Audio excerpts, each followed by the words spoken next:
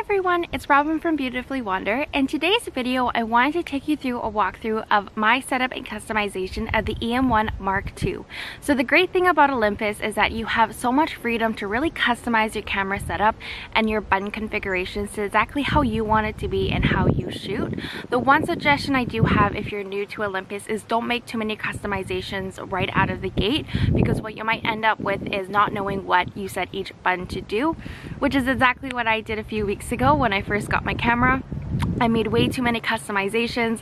I ended up fumbling with the camera too much, so I went in, I reset the whole camera, and I started from scratch, only making some basic adjustments and customizations. And then as I've been out shooting more and more, like I am today, I've been going back in and I've been making some adjustments. So without further ado, let's get into the video. So we're going to start with the shooting control panel. If you click this button here on the top left, it brings up your entire shooting control panel. And if you click OK, you can start toggling through and changing the information, such as your ISO, your white balance, what your memory card is rating. I like where this button is mapped, so I left it the way it was. Now you can change your ISO by going into ISO on the top left and selecting what ISO you would like. But what I have done is I've mapped this AEL AFL button, so when I press it, I can change my ISO. And I did that by going into menu, making sure I'm in the gear icon, down to B, over to button function, down to AEL AFL function, and I toggled through and I selected ISO/white balance. So when I'm shooting and I press this button, this back dial will change my ISO and this front dial will change my white balance. Now let's talk memory cards. If you go back to your shooting control panel and go down to 1 and 2 here, in the EM1 Mark II, you have dual slot memory cards. And so I only have the one memory card in here right now, and what I've done is I've just selected RAW for that memory card. You can also change your image stabilization in the shooting control panel, which basically means reducing the amount of camera shake. So if you go over to image stabilizer, by default it's going to be at SIS auto, and what I've done is I've selected SIS1, which is all direction shake. If you are specifically looking for vertical or horizontal, you can switch between SIS2 or SIS3, and you can also do this with movie by going to MIS1. This next one is up to you personally and what you shoot. Right now, I am mostly doing travel and landscape photography, so not a lot of people. But what I've done is I've turned face auto detect off by going into that smiley face and selecting off. And then I also left picture mode as natural, which is in this top right. Now right out of the gate, when you go to the AF area, it's going to look like this, where all of the squares that you see are going to be highlighted green. If you use this back dial, you can change what that looks like. If you want to change between single autofocus, continuous autofocus, or manual focus, you can click this button on the top left that says AF, and you can scroll through and you can select whether or not you want single autofocus, continuous autofocus, or manual. Now I also like where this button is mapped, so I didn't change it. Now I do like switching between single autofocus and manual focus, so I left the manual focus clutch as operative. And so I'm going to try showing you what I mean by that. But basically, this dial right here that changes your manual focus, if you pull it back or front, it changes between autofocus and manual focus. Now this is kind of depending on you personally. Some people like the manual focus clutch and some people don't. I actually quite like it, so I leave it as operative. But if you don't like it, you can go into menu. Again, make sure you're in the gear icon. Go down to A3, over to MF clutch, and you can make it as an operative. but like I said, I like mine as operative. Now diving into the menu, we're going to start at the very top at shooting menu 1, which is this camera icon 1. If you were like me and you made too many customizations at first and now you're a little lost and your camera's all wonky, just go into reset/custom modes and you can reset it from here.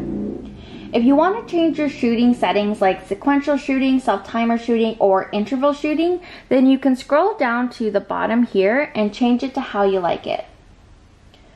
Going over to shooting menu 2, I've changed my anti-shock to 0. And what this does is it will help prevent any small vibrations that occur when I press that shutter button. Now I don't change anything in the video menu or the playback menu. And here in the gear icon or the custom menu is where you can change a lot of your information. So over in A1, if you don't want to change your autofocus in the shooting control panel, you can change it by going here. So just select AF mode and you can select between single, continuous, and manual. I also changed the AF area pointer to on to, so it will display my frame while the shutter button is half pressed. Over here in A2, I've changed the AF targeting pad to on. And what this does is if you're using the viewfinder, you can actually use your fingers on the screen to change where you are focusing. Also in A2, I've turned the AF illuminator off. And I've covered this in A3, but say you don't want to have your manual focus clutch on, you can turn it off by going to MF clutch and making it inoperative. But I like mine as operative.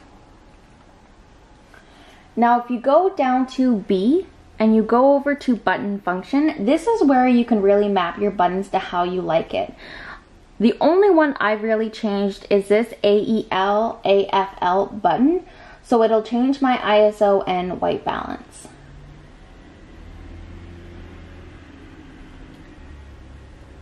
Down here in C2, if you don't want to change your image stabilizer in the shooting control panel, you could do it here in C2 by going either SIS Auto, SIS1, SIS2, or 3.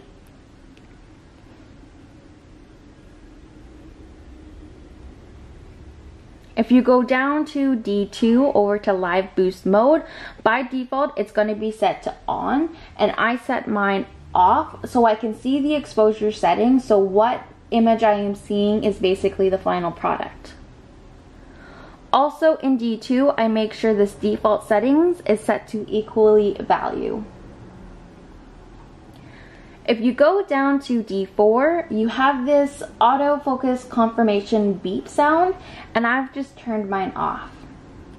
Over here in E1, you can change or reduce the amount of noise performed at high ISO sensitivity by clicking on this noise filter. I don't do a lot of high ISO shooting, so I've just turned mine off. In G, you can change the JPEG image quality mode. I've changed mine to super fine. As well, I've turned my keep warm color off, and I've changed my color space to Adobe.